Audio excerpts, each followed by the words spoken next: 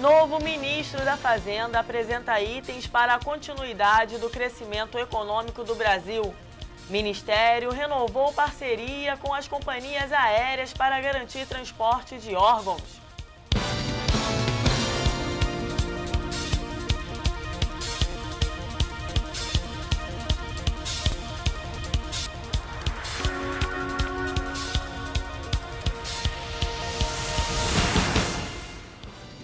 Olá, boa tarde. Um incêndio de grandes proporções atingiu o Museu da Língua Portuguesa, na região central de São Paulo, na tarde da última segunda-feira. Espaço cultural que foi inaugurado oficialmente no dia 20 de março de 2006, que teve seus 3 primeiros anos de funcionamento, mais de 1 milhão de pessoas, consolidando-o como um dos museus mais visitados do Brasil e da América do Sul. O curto-circuito iniciado na troca de uma luminária pode ser a possível causa do incêndio. A informação foi dada por um funcionário do museu, a equipes de defesa civil.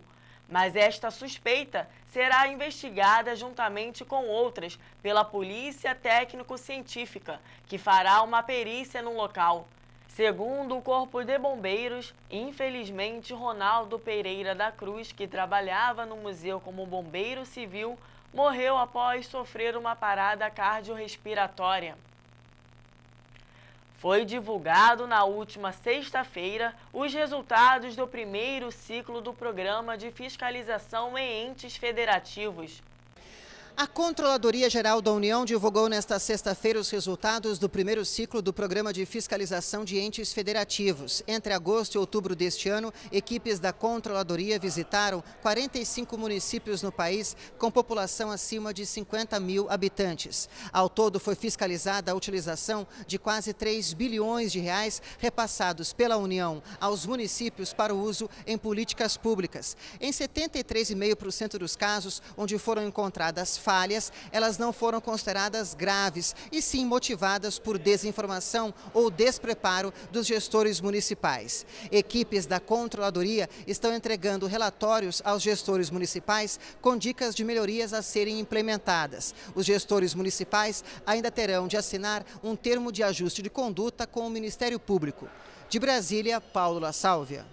O novo ministro da Fazenda, Nelson Barbosa, destacou o ajuste fiscal, a estabilização e recuperação da economia brasileira em 2015 e no decorrer de 2016, como prioridades para o governo federal, em coletiva de imprensa no Palácio do Planalto.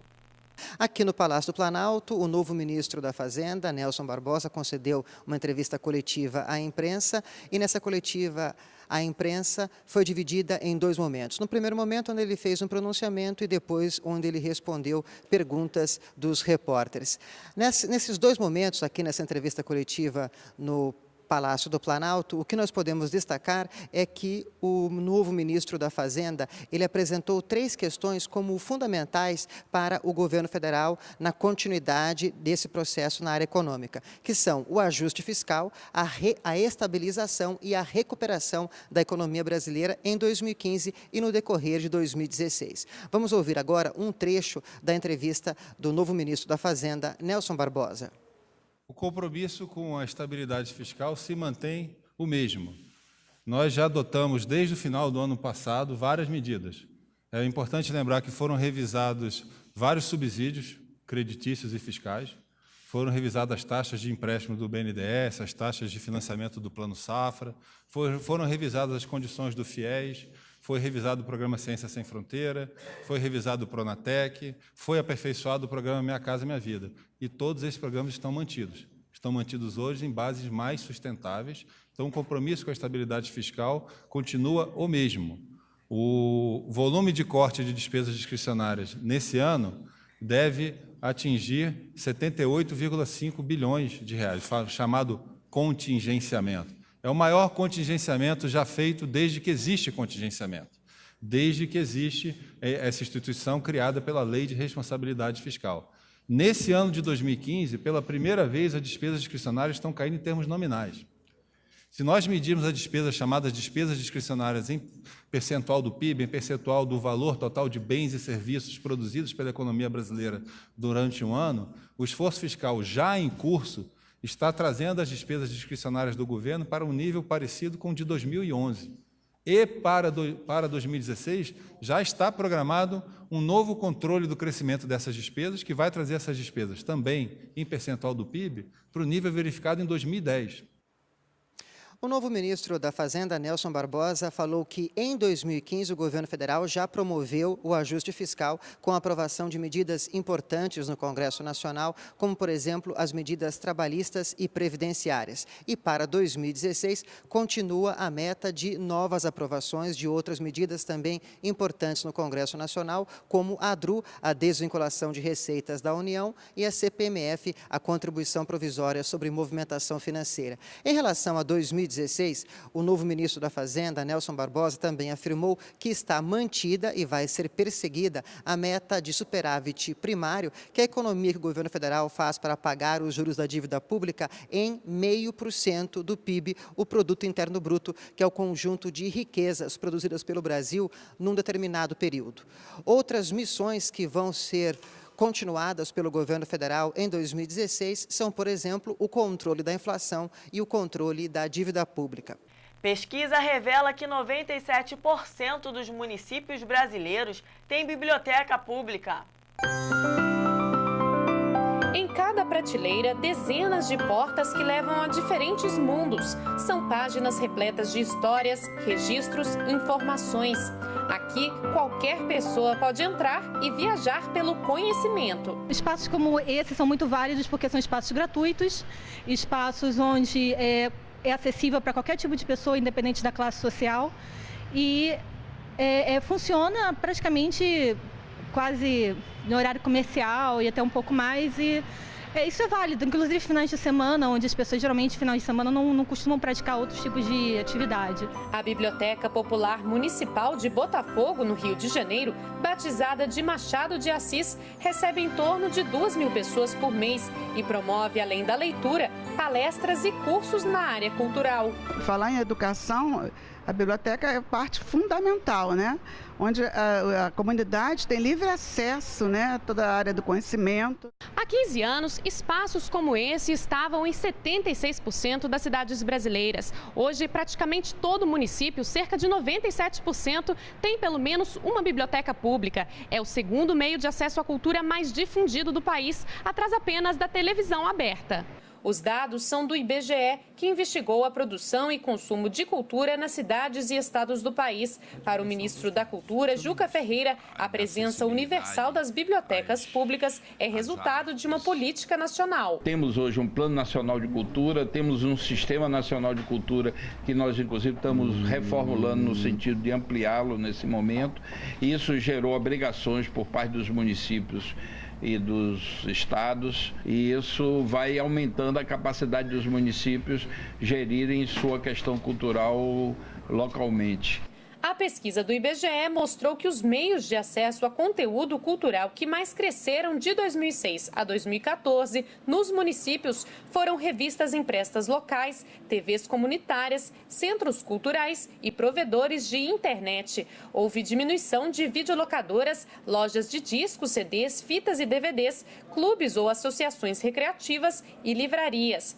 O artesanato, com destaque para o bordado, foi a atividade cultural mais presente nas cidades, seguido pelas manifestações tradicionais, dança e banda musical. Nos últimos anos, também cresceu a produção audiovisual. Fizemos uma política de nacionalizar o cinema e a produção audiovisual. Hoje tem produtora de cinema e de audiovisual em todos os estados do Brasil, em todas as capitais e algumas cidades de médio porte. Hoje tem um cinema pernambucano, hoje tem um cinema cearense, hoje tem um cinema da região norte, e os números revelam isso. Renovada a parceria entre o Ministério da Saúde com as companhias aéreas para garantir mais eficiência no transporte de órgãos. A parceria do Ministério da Saúde com empresas aéreas para transportar órgãos foi renovada na última semana. O acordo foi assinado pela primeira vez em 2013 para que os órgãos cheguem ao destino final sem custos em voos comerciais. Este ano, o número de pacientes beneficiados pela parceria vai aumentar ainda mais. Agora, a medula óssea passa a estar também entre os órgãos transportados pelo ar. Em nenhuma parte do mundo há um sistema público de transplante da dimensão desse que nós temos aqui no Brasil. Que essa parceria, esse modelo, é um exemplo que nós devemos fazer pelo Brasil, o poder público, as empresas privadas, de mãos dadas para melhorar a vida das pessoas que estão na situação mais difícil de saúde, aquelas que estão precisando de transplante.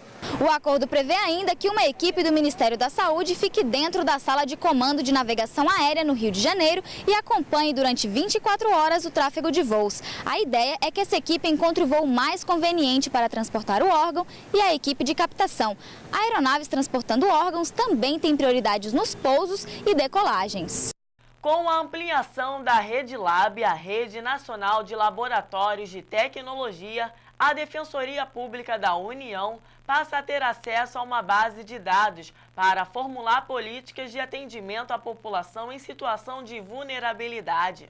A Defensoria ela passa a ter acesso a uma base de dados muito importante para que a gente possa formular nossas políticas de atendimento à população em situação de vulnerabilidade.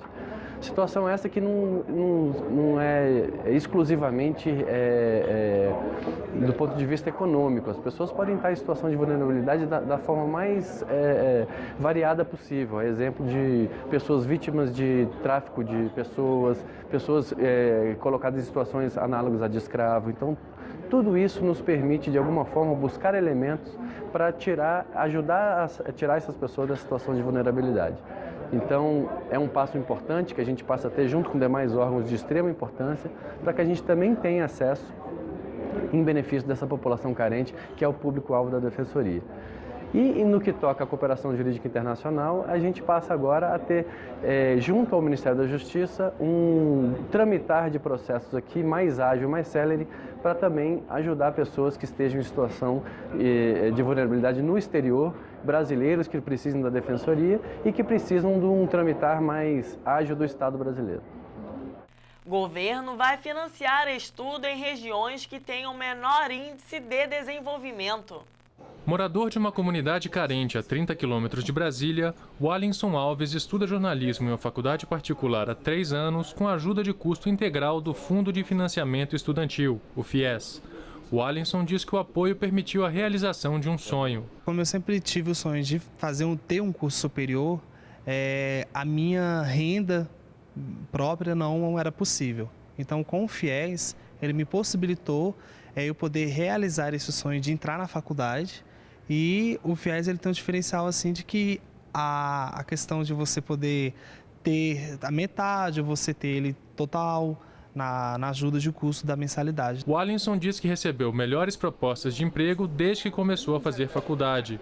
O estudante faz estágio em comunicação e já tem planos para a carreira quando se formar no fim de 2016. Procurar um emprego na área e continuar com os meus estudos de formação pós a graduação, especializações e em diante. Os novos critérios de seleção pelo FIES vão priorizar as regiões do país com menor índice de desenvolvimento humano e a demanda por educação superior nesses locais, levando em conta o número de estudantes que fizeram o Enem.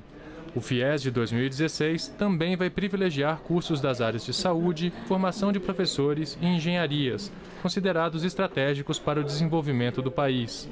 Para se inscrever no FIES, os estudantes precisam comprovar renda familiar mensal de até 2 salários mínimos e meio. Além disso, os alunos precisam ter participado de alguma edição do Enem desde 2010, com nota mínima de 450 pontos na média das provas e sem ter tirado 0 na redação. Até o dia 31 de janeiro estão abertas as inscrições para o processo de seleção dos novos representantes da sociedade civil no Comitê Técnico de Cultura LGBT do Ministério da Cultura. Estão abertas as inscrições para o processo de seleção dos novos representantes da sociedade civil no Comitê Técnico de Cultura LGBT do Ministério da Cultura. Podem participar do processo artistas, produtores culturais, acadêmicos e representantes de movimentos sociais e entidades com atuação na área cultural LGBT. O mandato dos membros selecionados será de 2 anos, 2016 a 2017, sendo permitida a recondução por uma única vez. As inscrições devem ser feitas até 31 de janeiro de 2016 pelo e-mail comitê-lgbt@cultura.gov.br. Saiba mais em www.minc.gov.br. E você vai ver a seguir. Programa Luta pela Cidadania proporciona mais acesso às lutas e artes marciais. E ainda, imagens que retratam o avanço das obras no Parque Olímpico de Deodoro. Você pode mandar a sua sugestão de pauta para o nosso e-mail metropolitanorio@redengT.com.br ou entrar em contato conosco através do telefone 021 3890 3259. O Jornal Metropolitano vai para um rápido intervalo e volta já.